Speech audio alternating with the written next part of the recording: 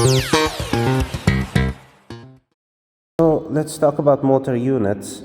It's a single alpha motor neuron and all of the muscle fibers innervated by that particular alpha motor neuron. So what does that mean? Remember how we make movement take place? There's a thought, and then there's in the prefrontal cortex, and in the primary motor cortex starts the process of making movement after getting input from cerebellum and basal ganglia. Now what happens is the final neuron that comes out of the spinal cord is the alpha motor neuron. And if we look at this alpha motor neuron that's coming out from the spinal cord over here, it splits, the axon, it splits into different branches. This is called terminal arborization, if we remember over here, as shown in this picture. So this alpha motor neuron has different branches over there, and each of these branches will supply a muscle fiber. Now this is a motor unit, so it's the alpha motor neuron and all of the muscle fibers supplied by this particular alpha motor neuron, and there is an all or none phenomenon taking place over here. Now what is this all or none law? When you activate an alpha motor neuron, when it makes an action potential and that action potential goes down, you will activate all of the muscle fibers innervated by this particular alpha motor neuron, or you will not activate any. So either you get an action potential in all of the muscle fibers causing excitation, contraction, coupling, or you don't get any of them working over there. So this is your all or none phenomenon in terms of the motor unit. It's also very important to understand. Now your muscle fibers will contract synchronously, and they will be of the same type. So you know that there are different types of fibers: red fibers, white fibers in the muscle. The red fibers have more myoglobin and the white fibers have less myoglobin, and the red fibers tend to do more aerobic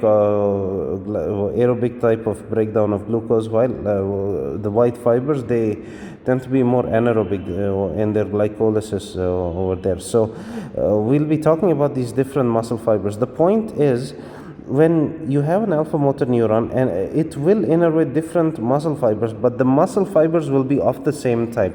So one alpha motor neuron will innervate maybe red fibers, one will innervate only white fibers over there. So you don't get a few of these muscle fibers as red and a few of them as white. It doesn't happen like that.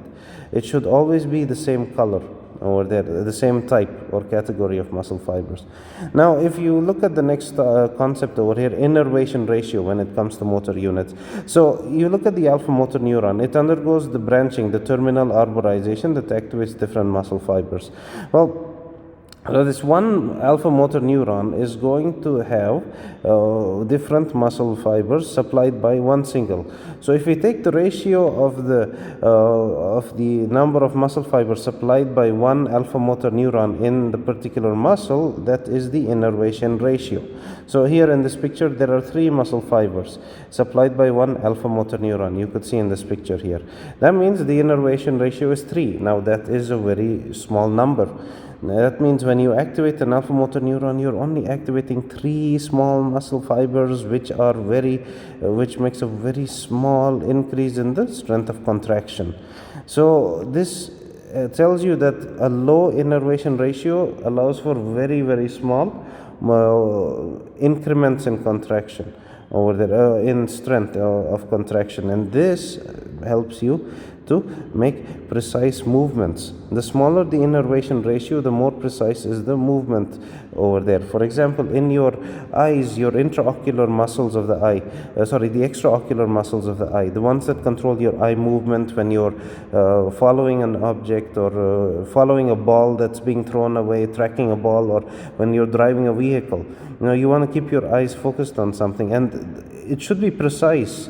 Your eye movement should be precisely following the ball. If we take the example of the ball being thrown around so you can catch it or hit it with a bat or whatever. The point is, if your eye movements are a little off by a few degrees, you will have problems. You will not be able to play the sport or whatever you're trying to achieve. So this is where the innervation ratio is extremely small. It's around 3 for the extraocular muscles of the eye. And if you look at your hand the muscles, they are very precise when it comes to texting, especially if you look at your thumbs. So these hand muscles have a ratio of 1:6. So that means one alpha motor neuron will innervate six of these muscle fibers. So this makes the movement extremely precise. That's why you're able to text. Imagine if we did not have this level of accuracy. Think about it. Can you text with your toes, with your feet?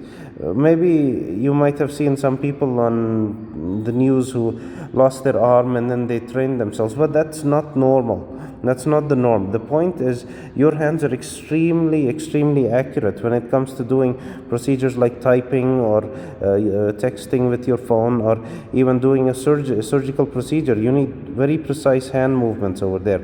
So this is where the innervation ratio plays a very important role over there. So remember, precision is inversely proportional to the size of the motor unit. That means the smaller the motor unit, the more is the precision, and the bigger the motor unit, the lesser is the precision. So for example, non-precise movements like maintaining your posture, like the back muscles and the ones in your calf, the gastrocnemius muscles, they have a very high innervation ratio of up to 1:2000 in some cases. That means one alpha motor neuron will have up to 2000 branches supplying 2000 different muscle fibers. This will make so when you try to activate that motor unit, there's a significant increment in the strength of contraction. It's not so precise and smooth. Think of it like how could we say, if you see some watches, you know how they have very precise movements, and they make many very smooth swinging motion in their seconds hand. That's think of it that way. That is a very smooth movement that's allowed because of the small innervation ratio. But if we look at some of these quartz watches, in reality they are more accurate than automatic watches. But if you look at it, it just the second hand just makes sudden increments, tuck to the next second. So that is more of your this one, postural muscles. That's how the sudden increase doesn't allow you to make such accurate fine tuning of the movement, if you could think of it that way. Now, in one single muscle fiber, there are many different motor units of different sizes and with different types of fibers. Different sizes and different types of fibers, meaning the red and the white, which we will be talking about in more detail. So remember, of course, that this would have different implications, and they're activated in a different order. So based on the type of muscle fiber, your motor units could be slow oxidative. We call them type 1 muscle fibers, meaning the alpha motor neuron is only activating slow oxidative fibers, or fast oxidative glycolytic fibers. This is the muscle with the best of both worlds. I'll talk about that soon. And fast glycolytic, or type 2b fibers. So you have slow oxidative, that's type 1, fast oxidative glycolytic, that's type 2a, and fast glycolytic, that's type 2b. So these are the different types of muscle fibers, and your alpha motor neuron will innervate the same type of muscle fibers in all of its branches, how many ever branches it has. So now we'll be talking about the different types of muscle fibers that these motor units innervate, that you find in the skeletal muscle now. So there are three types of muscle fibers in your skeletal muscle. So you take a muscle and you take all the different muscle fibers, and you'll find that they belong to either one of three categories. The first one is a type 1, or slow oxidative, SO. You can see over here, slow oxidative abbreviation. These are the red fibers. Right? Can you see they're red in color? And if we look at them, they are endurance muscles. They work for long durations. Okay, they cause slow contractions, because if you give an action potential to this muscle, it'll start its contraction and then go into relaxation, and that'll take around 90 milliseconds to 100 milliseconds on average. So it's quite long compared to the other muscle fibers, which are called fast muscle fibers, which do it within around 7.5 milliseconds for the contraction to take place. So here, let's just talk about type 1 fibers over here. They're red in color because they have a lot of myoglobin. They have a lot of blood supply also. Lots of blood vessels, rich in blood vessels, rich in myoglobin content, and they are slow. in their contraction. This makes them fatigue resistant, so they don't fatigue so easily. Example, your postural muscles, the ones in the back that keep your back upright all day, your core muscles, the ones in the pectoral and pelvic girdle, they shouldn't get fatigued so fast. So for that reason, we have these as red fibers, or type 1 slow oxidative fibers.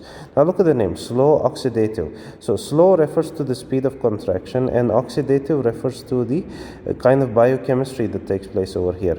So these slow oxidative fibers, they tend to be small in size, and if you see them, the slowness is because of the twitch speed. It's quite slow. The myosin, if you see ATP binds to the myosin. Just watch the excitation contraction coupling video if you haven't seen that yet. So here the myosin, it does the cross bridge cycling, and then it binds to an ATP and uses energy. Well, this myosin processes the energy slowly. It takes the ATP, and its ATP breakdown activity is kind of slow. For that reason, the entire process is slow over here. Now, if we see the nature of these slow oxidative fibers, they have high oxidative capacity, meaning there's a lot of mitochondria in these cells. And this high mitochondrial content allows for oxidative reactions, meaning the ones where you do aerobic glycolysis, where one glucose will give more than 30 ATP molecules, around 36 or 34. And if you compare to anaerobic, which if you break down glucose anaerobically, it only gives you 2 ATPs net gain. So here you make a lot of ATP, because the glucose eventually is able to undergo the electron transport chain, the TCA cycle, and all that stuff in biochemistry, which you studied about. So the point is, you make a lot of energy here. And there's a lot of capillaries, the high capillary density, lots of myoglobin, and lots of mitochondria in these cells.